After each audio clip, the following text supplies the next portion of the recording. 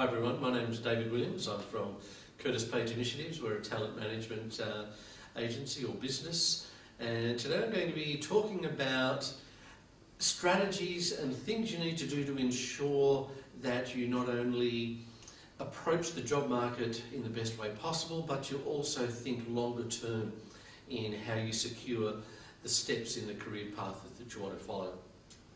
I'm going to be covering 4 points today.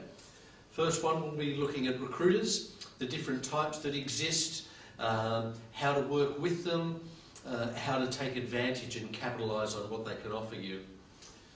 Second point we're going to cover is resumes, how to make your resume a really powerful marketing document and really achieve its part in the process of securing the right employment.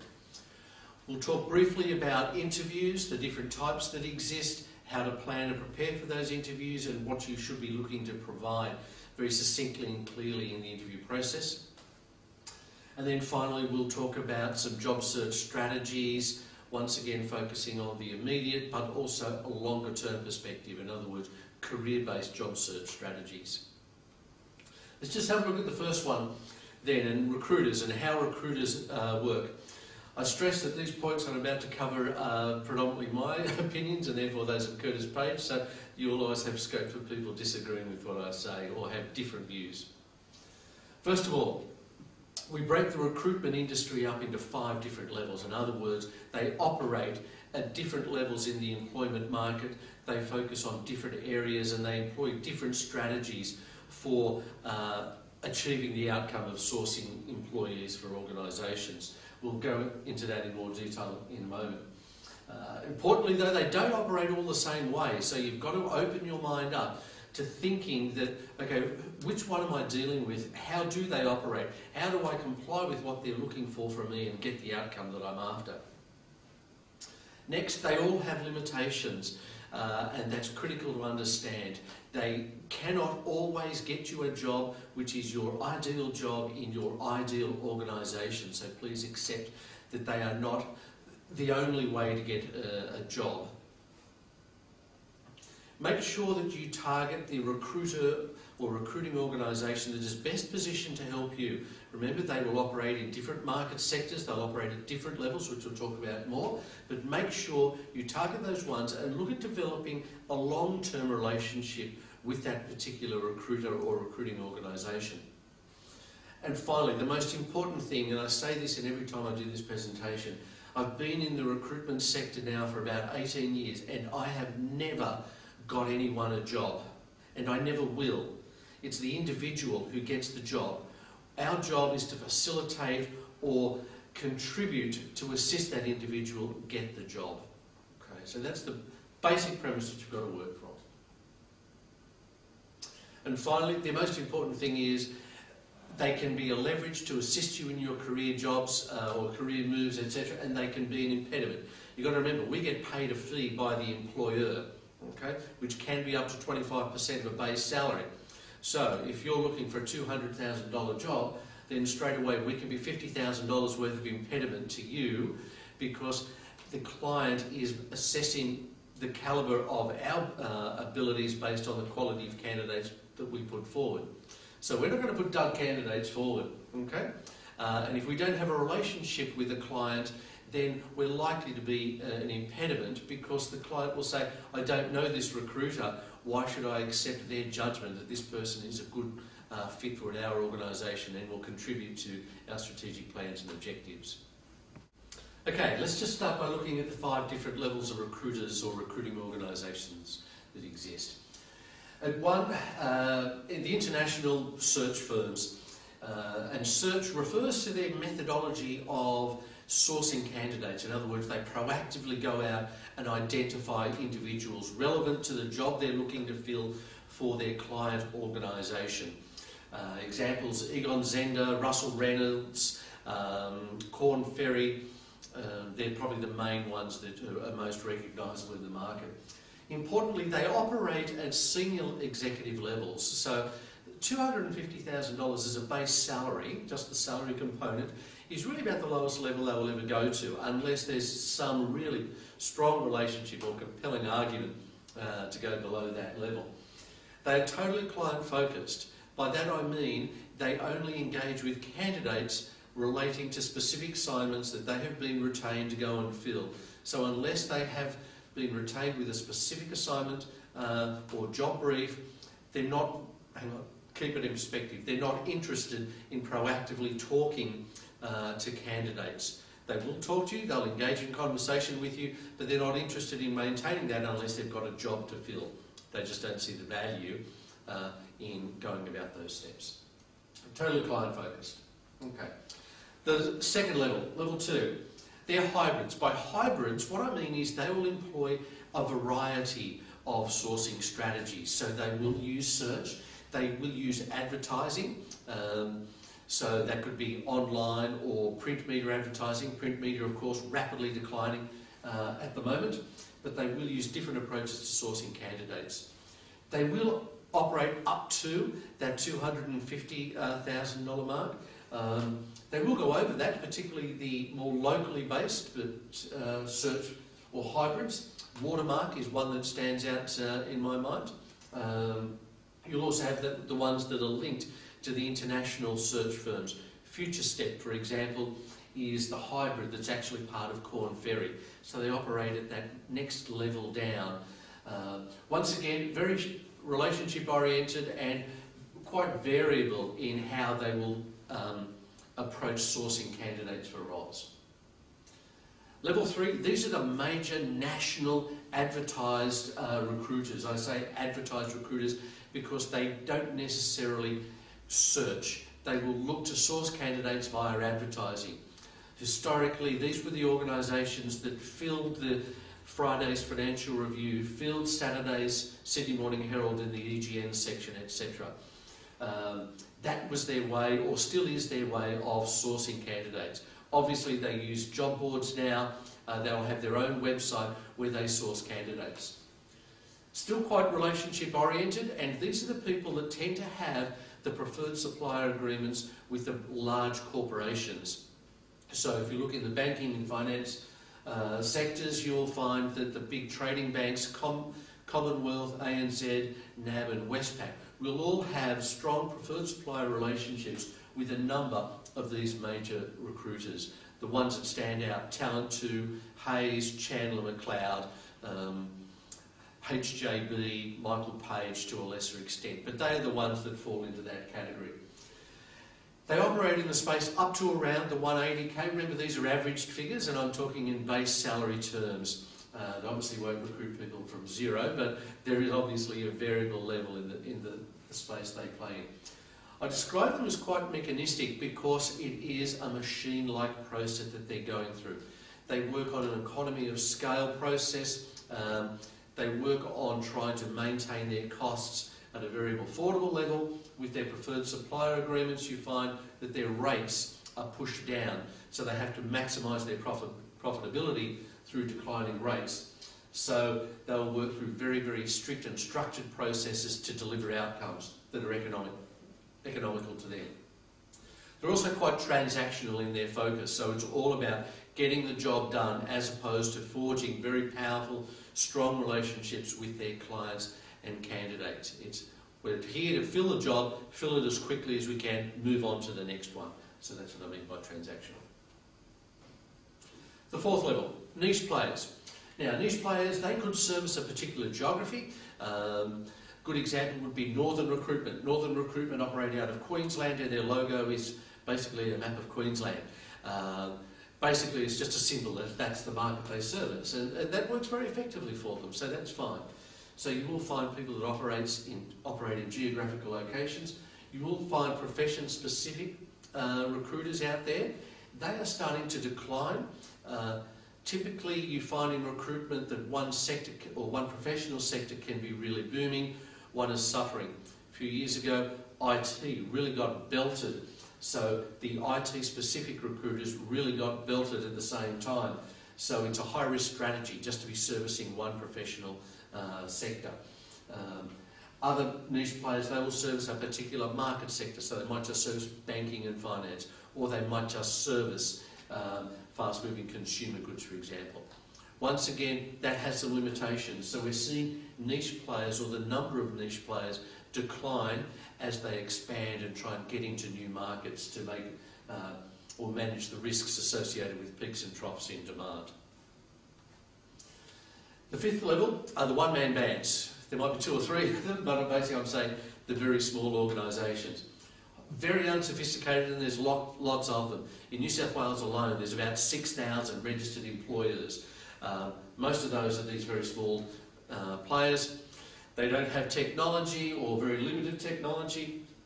They will work on whatever way they can to fund their survival. They work with candidates, they'll work with clients. You'll find they may have relationships with big organisations, but they'll maintain relationships with individuals within those organisations. They will struggle to be able to access some of the bigger organisations because they don't have those preferred supplier agreements in place. Okay, let's just talk about what you need to do to work these recruiters. It's important, regardless of which level you're working at, that you make sure the recruiter knows exactly what you're about, who you are. It's made a lot easier for us if we know what you're looking for, not just for your current job, but also where you're headed. In other words, what are your real motivations, career drivers, etc. Remember, we're putting you forward to our clients, so we're basing that on the information you give us. If you tell us one story and you tell our clients a different story, that's inconsistency, and it will really destroy a potential relationship with a recruiter because they won't know who they're dealing with, and therefore it affects their comfort in putting you forward to organisations. Okay. When you make contact with a recruiter, now most ads, whether they're online, whether they're in print media, the bottom line will say, if you want any further information, please call whoever it happens to be. It's amazing the number of people who will call me and say, David, I saw this ad and I just thought I'd give you a call. And you come back with, well, how can I help you? And then there's a blank because they haven't really thought through what it is they're wanting to ask me. What is the question? Remember, that first contact leaves a lasting impression, maybe not through all eternity, but certainly for the next little period where I'm working out the candidates that I'm going to see. So by putting a line in the ad, I'm saying, if you've got a question, if you want to know more, please call. Don't call and say, oh, so should I just submit my resume? Okay. Make it a meaningful contact.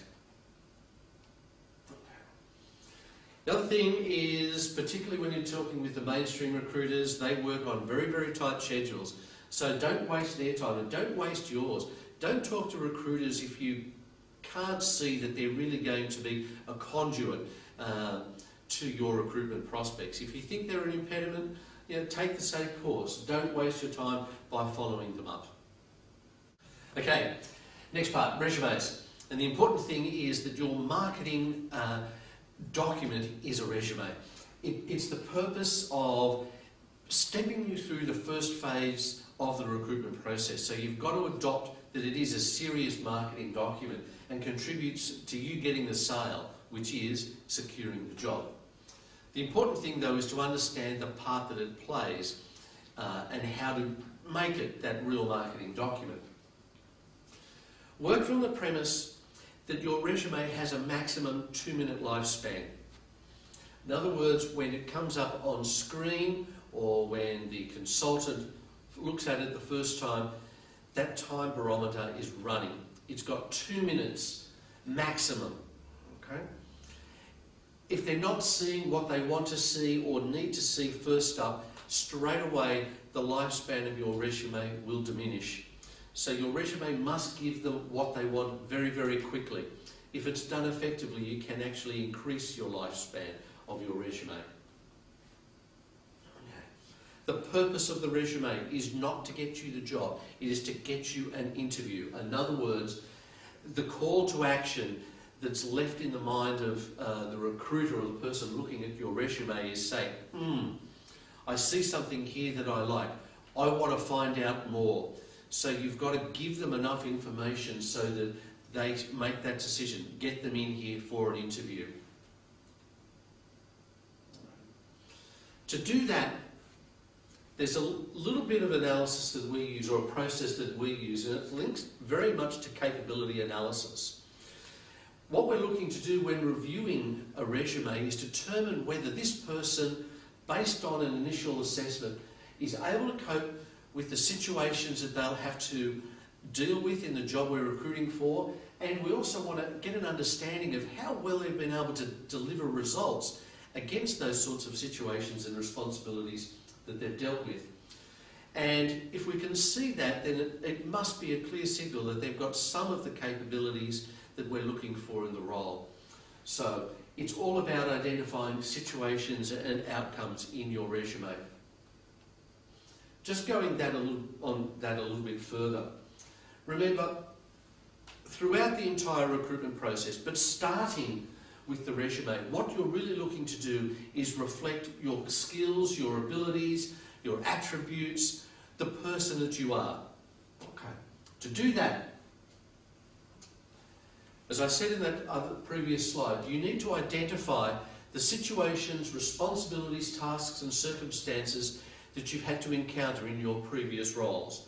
The key here is to make sure that you're giving an adequate picture of the scale and complexity or the demands of those responsibilities that you've had. So structurally, you'd have a job title, dates of employment, and then accountabilities and responsibilities as a subheading. Okay? And you list them there. If you've got leadership or team leadership as one of your accountabilities, perhaps put in brackets number of people supervised, or team leadership, geographically dispersed multifunctional teams. Okay? Those sorts of terms help me understand the scale and complexity or the demands of your leadership responsibilities. Okay, I'm going to skip over this one because this is the part that you leave out. This is the part of the process of determining capability where we look to explore what you actually did to respond to those situations, those demands that you were responsible. But this is the part you leave out of your resume. Okay? It does incorporate behaviour, attitudes and feelings, but once again, this is the gap. Important, leave it out of your resume. The part that you do put in your resume is the outcomes, the results that you've been able to achieve against those responsibilities and accountabilities you've had. The changed circumstances you were able to create by having to react to them. It's important that you are very positive about these and they're quantifiable and they must match. It's amazing the number of times you look at a resume and you see a mismatch between situations and accountabilities and outcomes and results. I see a number of resumes. Business development managers are the classic example. That's a sales-oriented business development manager. They will list their key responsibilities as new business development, profitability of sales, margin increases. Then you look at their results against those accountabilities and they'll say things like built a new team, achieved highest levels of team morale based on the staff engagement survey. Now, I'm not discounting the importance of those outcomes. However, where's the information that says they delivered against their key accountabilities of new business development, margin improvement, profitability within sales? Unless there's alignment there, a seed of doubt is sown in my mind. So you've got to make sure they match up. With your resume, you'll have one document, but when a person puts an ad together, they will be putting the most important accountabilities and responsibilities in that ad.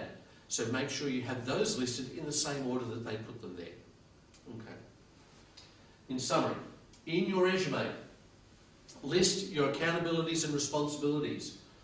Bullet point what they are, then results or achievements, and bullet point those and make sure that they align with those. Leave out how you achieved there, and that's the carrot. Person looks at the resume and says, wow, their responsibilities and accountabilities are aligned based on scale and complexity that we can see at this point with the demands of the job we're recruiting. They've got some fabulous outcomes. Let's get them in and find out how they got them. Okay, next part, interviews. we'll make the assumption that your powerful marketing document, your resume, has got you in front of the recruiter or the hiring firm. And we're just going to talk quickly about the different types of techniques and styles that you are likely to experience and how to deal with them. The first one, motivation or preferential types of interview questions. Now, these are important questions because they help the recruiter or the hiring manager understand whether there is a good fit between you and the job, a good fit between you and the organisation. So cultural fit, job fit. It's not about whether you can do it or not, it's whether you fit properly with it. So motivational questions are along the lines of, describe the challenges in your work history that you've most enjoyed. Describe your proudest achievements, in other words, achievements that you personally are proudest of. Describe your biggest disappointments. Describe the organisation which you found most personally satisfying to be in. Okay? They help determine the type of person you are, your preferences in terms of business organisations, cultures, the types of challenges, and therefore it gives us a clear understanding of whether there's a good alignment between this role.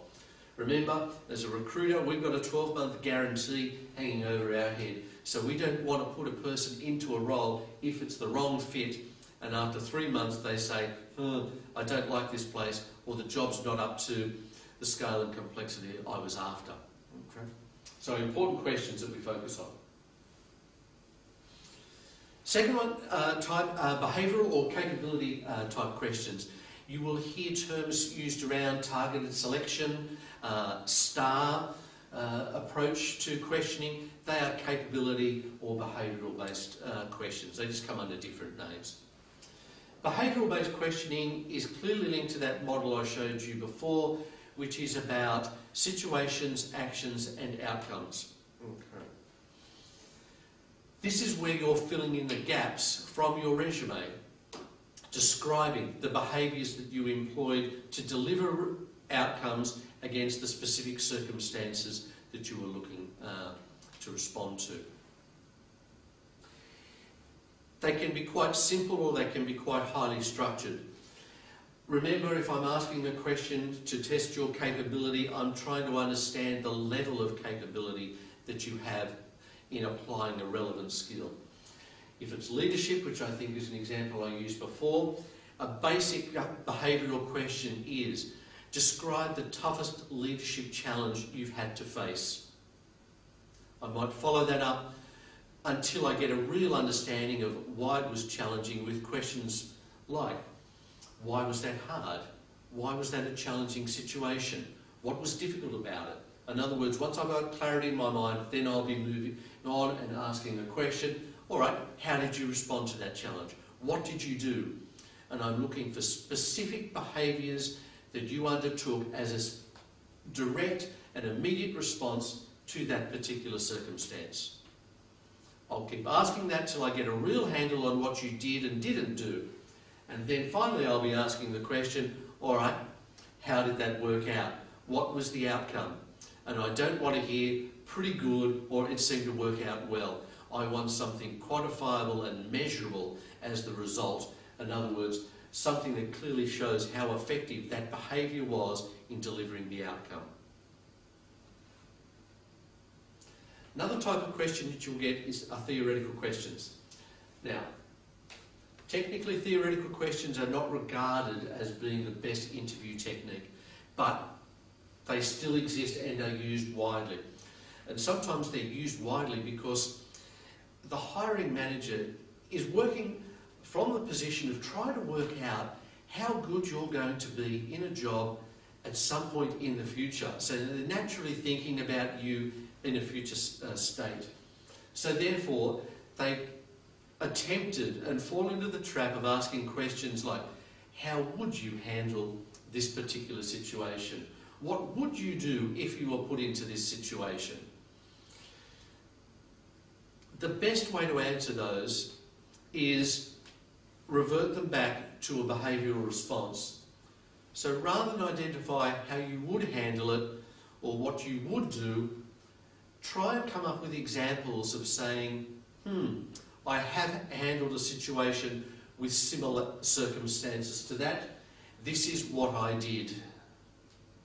So if you get theoretical questions, the clue being that word would, that's a pretty good indicator you're getting a theoretical question. Translate your answer and give them a behavioural example that gives them comfort that you have handled it well in the past.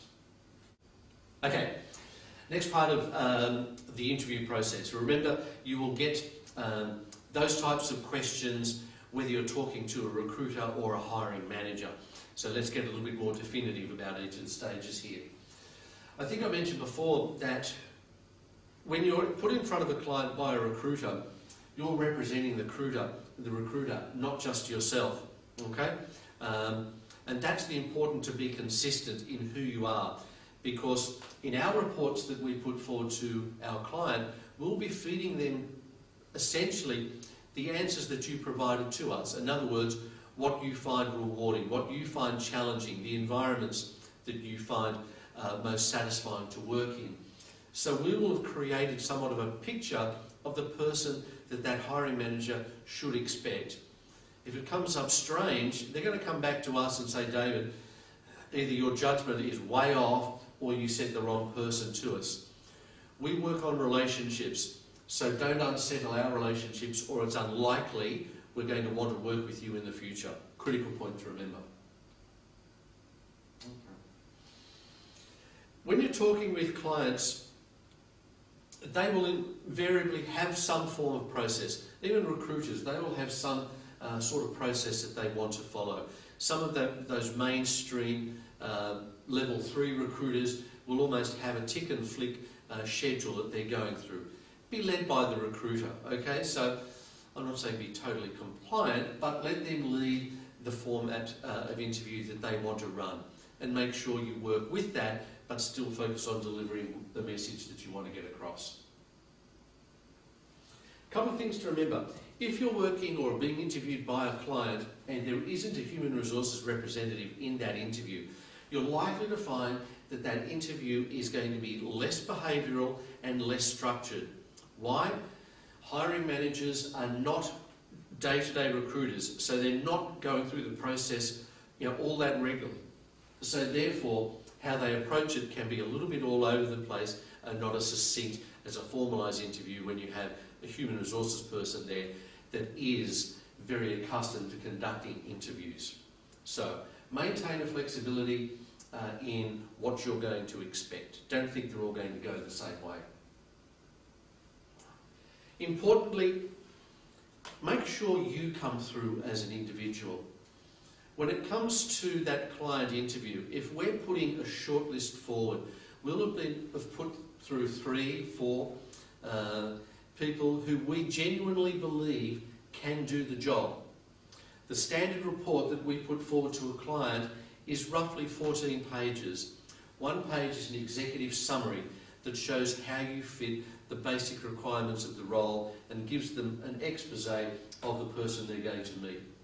Then we're going to give them, capability by capability, a clear analysis of why we think they've got the required skills to the level needed to perform in that job. And we'll be reflecting back on the behavioural questions we've asked you in the interview. We're going to give them a motivational profile, in other words, a short summary of what you find rewarding and challenging, etc. And then, of course, we'll give them some recommendations there. In summary, though, what we're doing is presenting 3 people who we believe all have the capability to do the job. The client is in a much better position to work out which is the one that fits best with them as an individual, the organisation and the culture of the organisation. So yes, you're trying to confirm your capabilities, but make sure you, the real you, comes forward in that, because they're really assessing how they're going to relate to you and whether you're the person they want to work with going ahead. Finally, ask questions. It's a funny thing. I've put a lot of candidates forward who I've thought have been the #1 candidate, or certainly a very powerful candidate, and should give the job a real shake. And then when you call the client after that interview to see how it went, they say, yeah, they were all right. And you start to panic then. What's gone wrong? Did they not let their personality shine through? Did they change their story from what they gave me? I start to worry. And the client will come back and say, look, they responded very well and yeah, they answered the questions all very well and we got a great understanding of them, but they didn't ask any questions. It's almost like there's an expectation that you will ask a question in that interview. Importantly, it's got to be a good one, okay? There's an expectation that you will ask a good question, not a dumb question. So think through that and talk with your recruiter about what are the questions you're thinking of asking. A good recruiter will say, no, don't ask that one. Or in your discussions with the recruiter, a good recruiter will say, no, I'm not going to answer that question for you. I'm going to put you forward on the shortlist, but that's a question I want you to ask the client. Okay? But think through what are the meaningful questions that will also sell your position as a final part of the interview. All right, let's have a look at job search strategies. And these will be quite broad-based in terms of areas you need to address. The first one is you either are about to finish your MBA, have finished it, or are starting to think about next year when you do finish your MBA, what you're going to do. There can be the trap of thinking about just your next job. Now, your next job is important, particularly if you're doing a full-time MBA and your income stream is limited, okay? But don't just think about your next job. Think about your overall career goals, and therefore start thinking about the jobs that will lead you towards that long-term goal. Make sure you start to build a broad-based network that surrounds that particular goal. Networking, I also believe, when it comes to me as a recruiter, is very poorly undertaken.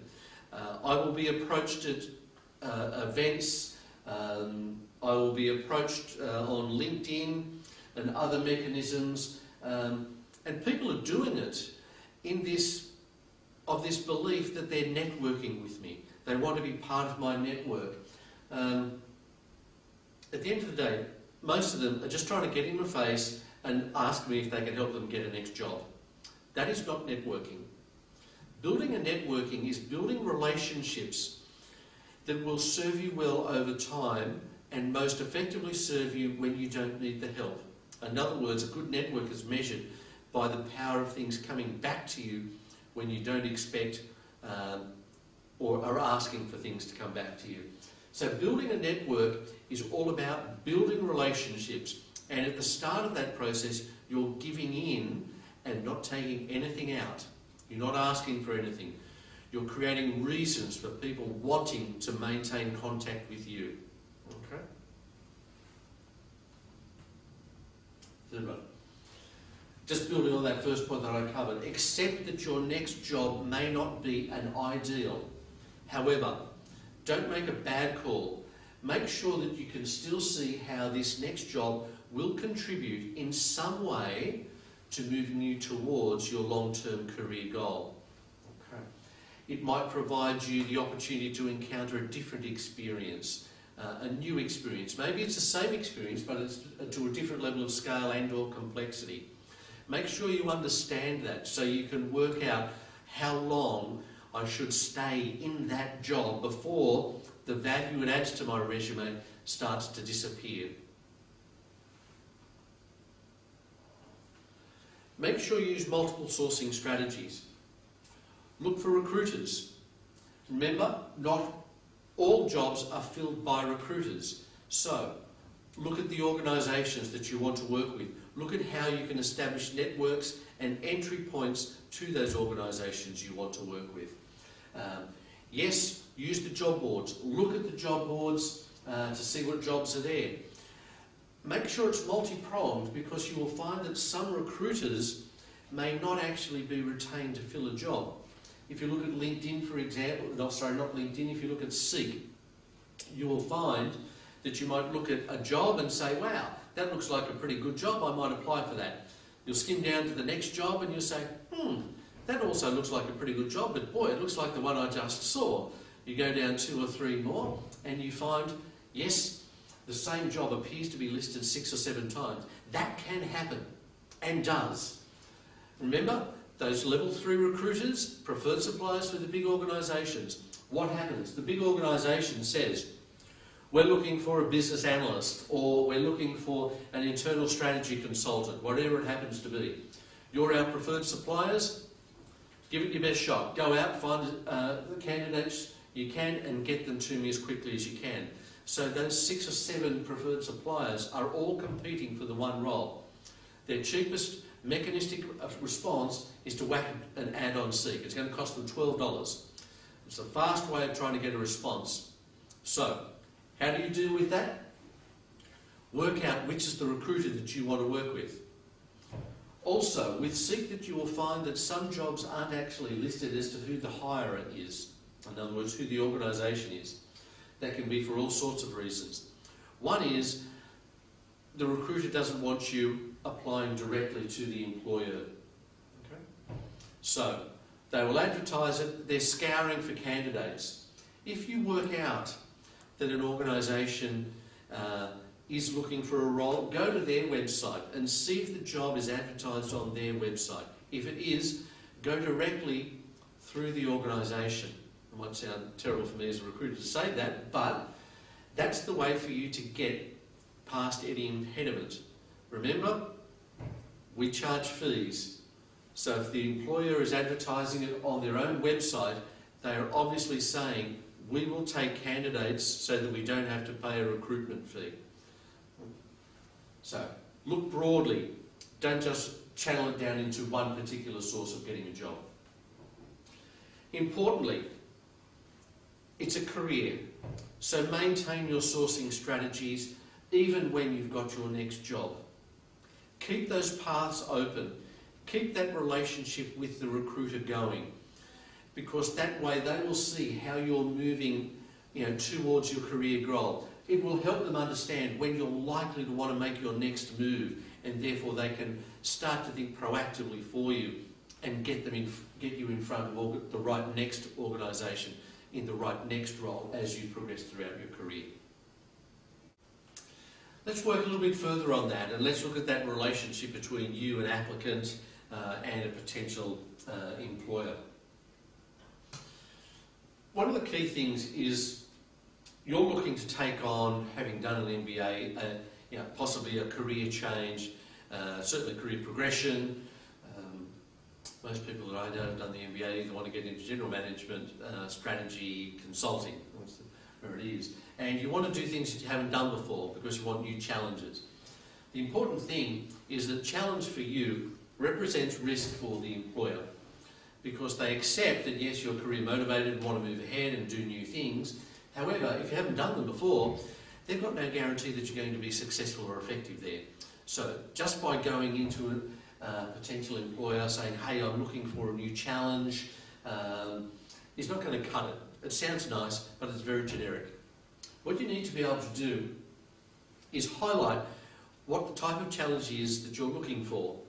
Clearly communicate very specifically what represents challenge to you and why you're motivated to take on that challenge. And start presenting information as why that is the logical next step. If you can show the employer that you've really worked it out and can see the logical progression and why it's a natural extension to things that you've done before, you can start to eliminate the risk in the mind of the employer. Okay. One of the things which you always find in interviews that the applicant always wants to sell themselves. In other words, they have a strong self-belief. They're highly motivated, they know they're intelligent to some degree, they know they've been successful in the past. So they have self-belief. Your self-belief does not mitigate risks for the potential employers. So once again, that's just reiterating that you just can't go in generically or blandly saying, I know I can do this. You've got to give people information that gives them stronger clues as to why you are capable of making a step up. So look for those analogies, and once again, use that capability analysis model to think further about how you can sell, how you effectively respond to situations, how you've gradually increased the scale and complexity of the challenges you've had to address, how you've consistently used particular behaviour patterns, how you effectively analyse situations to work out what is the right behaviour to utilise, and then backing that up with the outcomes that you've delivered. Remember, it's a whole picture. So make sure that your resume sells those components of the capability framework. In other words, the situations and circumstances and results. Make sure that you communicate in the interview how you go about and what you've done effectively to achieve the results against the situations that you've undertaken. Make sure when you think about the referees or references that you're going to provide, make sure you identify the people who are able to provide real-life examples of the capabilities that you've displayed. It all comes together and it sends a very strong, consistent message. Let's just have a look at some of the contentious points that come up, or maybe not contentious, but there's certainly questions I get asked regularly by people at these types of presentations. How long should my resume be and how should I structure it? It's as long as it needs to be to give a clear picture of who you are and to get you an interview.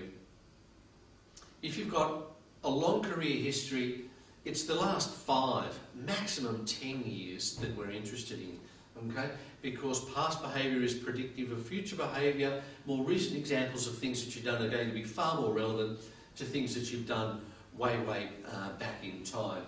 So, when you're structuring your resume, some key things. First, make sure you give exactly what they want in the order they ask for it up front in the resume. Remember, you're looking to maintain or build the lifespan of your resume. Most job ads, actually I'll go even further and say all job ads essentially have 3 paragraphs. One is the description of the organisation, second paragraph is a description of the job in terms of accountabilities and responsibilities, and then the third part is what you need in order to secure your application or be successful in the role. That's the clue to sequencing. You will find most of them will say degree qualified, MBA qualified. They will highlight that they're looking for some base platform for you to even stand a chance of getting this job. That's why at the front of your resume, that's where you put your educational qualifications. It just gives them, right, I've seen it. I know they're qualified. Bang, I'll move on. If they have to flick through to the bottom of your resume, you know, which could be 7 or 8 pages, I don't know, it could be longer. You know, you've consumed so much of the lifespan without having answered the basic question. Do you have the minimum level of requirement that they want for your application to proceed? So, ed qualifications first. Then, reverse chronological order, which means current or last job first, going backwards in time. Keep it in bullet point form. Don't tell us about the organisation. You work at, I read one this morning, Macquarie Bank, okay. Employment's such and such till current, Macquarie Bank.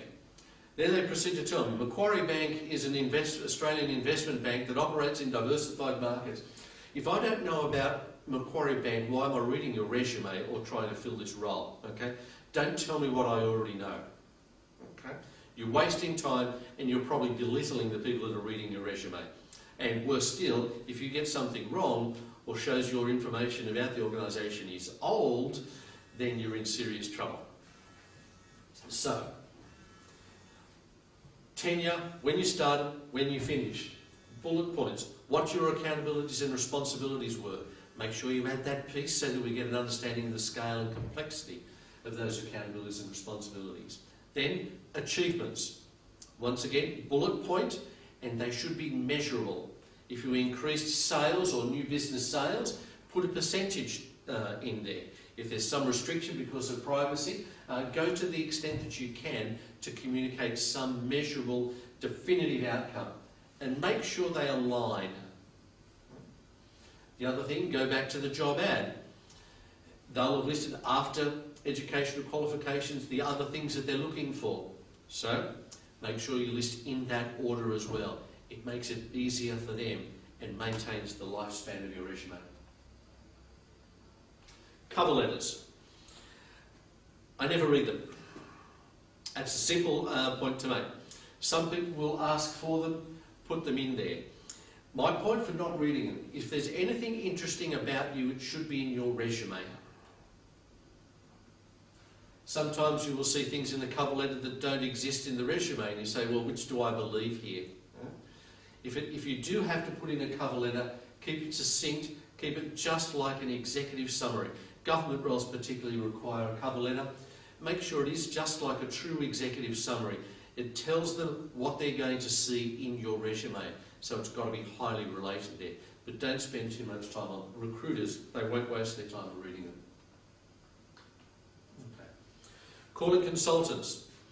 Yes, as I said, if they want you to call them or they're saying, please feel free to call us, make sure it's a meaningful question. If by reading the ad you say, you know, I'm really not sure how big this job is, that's the framework or the basis for some pretty good questions. So call them and say, look, I'm trying to get an understanding of the scale of this job. It says it manages a team. Can you tell me how big that team is? Then go even further and say, look, I have managed large teams. What I'm really looking for is to expand my skills and use my skills in managing multidisciplinary teams. Can you tell me if this role manages different functional areas? Okay. Once again, don't theorise. Look deeply, analyse the job ad and work out what are the logical questions to ask. Salary discussions and disclosure. Sometimes in job ads you will see it does actually list the salary range. Quite often when you're shown a job brief by a consultant, it will show the job or the salary range, and the range means a bottom figure and a top figure. It's amazing the number of people who only see one number and happens to be the top figure. Okay? The important thing is the real answer and how much the person wants to pay is likely to lie somewhere in between. Good recruiters will know what the going rates are and what the ranges are for particular salaries or particular professions, So, if you come out and you say you want $200,000 and the recruiter knows that the going rate is 175, straight away you've got a problem. They're not going to put you forward because unless you prove to them that you are 25% better than the other candidates who you don't even know, you're in trouble. You won't get there. Let them know ideally what you're looking for in terms of a salary. Remember, they're asking that generically when they're probably not giving you any insight into the role of the organisation, and so it's a base position.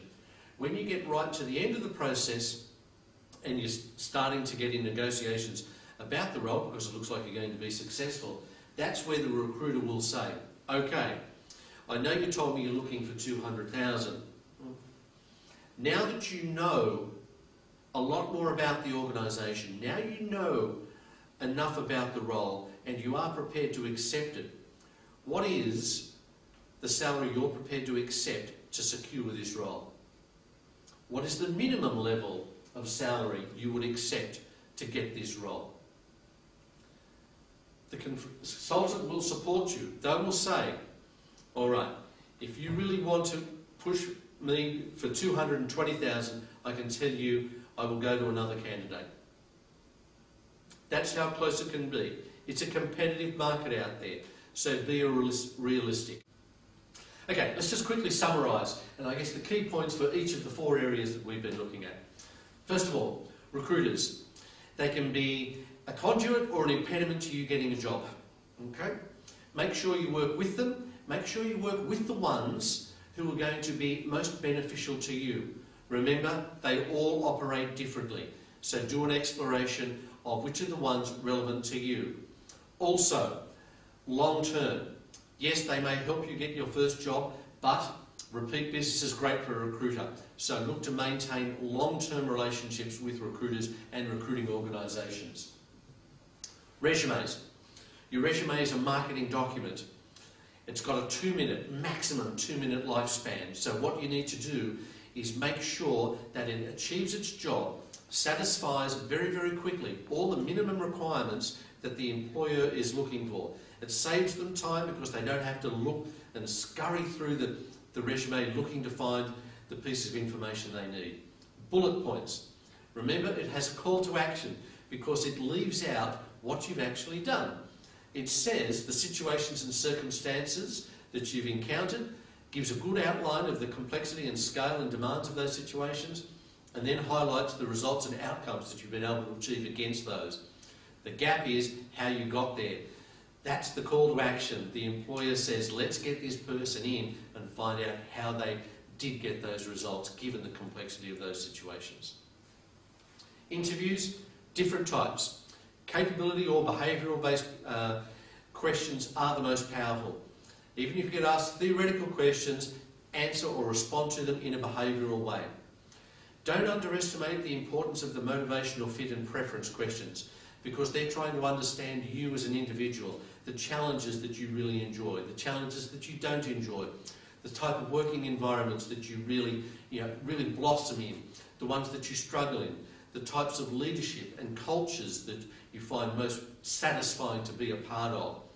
They're the things that you need to focus on. So sell yourself as an individual. Fit is important. Finally, job search strategies. Networks. Make sure you build proper networks. These are the networks are groups of people that you can rely on at some point in time, and you build them. You put more into them and take nothing back in the short term. Okay? So you make sure you develop them, make them broad, make them aligned to your long-term career goals. Make sure you think about who are the recruiters that you want to deal with. Make sure you explore not only recruiters but the organisations you want to work with. And make sure you don't rely on one single sourcing strategy because you could be ruling out up to 90% of the job opportunities.